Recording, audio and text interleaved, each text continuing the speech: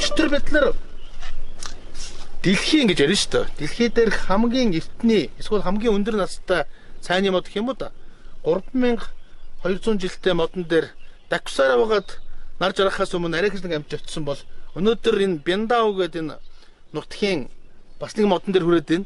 Ирлээ. Тэгээ энэ ямар учиртай мод вэ гэхээр энэ бас мянган жилийн түүхтэй мод гинэ.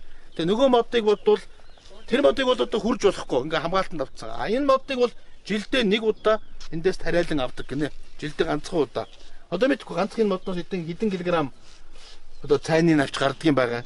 Гэтэ 1 килограмм цайны навч нь 88 түм гэдэг байгаа эдрийнх бол. Тэгээ Монгол төгрөг шилжүүлээд үзэхээр одоо 320-30 сая төгрөг болчиход байгаа байхгүй юу? Тэгээ би одоо асуусыг үгүй үнэн яриад байна уу, худлаа яриад байна уу чинь 1 кг энэ навч чи одоо ингээд 300 Монгол төгрөгөөр бол одоо 320 сая төгрөг болж гэсэн. Үгүй үнэн.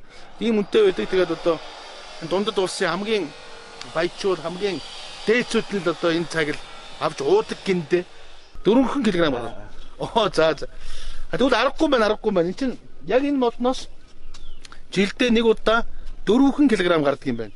Тэгэхээр 1 кг нь 330 сая гэж бодоход үнэн юм байна. Тэгэхээр 4 кг гэдэг чинь тэрбум гараа явах нь шүү дээ. Ой. За энэ мод ч одоо тэгээд жилдээ ямар ч нэг тэрбум төгрөг өгдөг л ийм мод болж хувирхандээ. Гоос юм гэж сони юм аа нэрэ. За нөгөө хайхтар хүнтэй модноос нэг одоо энэ ингээл Монгол төгрөгөөр бол бараг л сая төгрөгийн навч гэж тооцож болно шүү дээ. Сая төгрөгийн навчил идэхээс.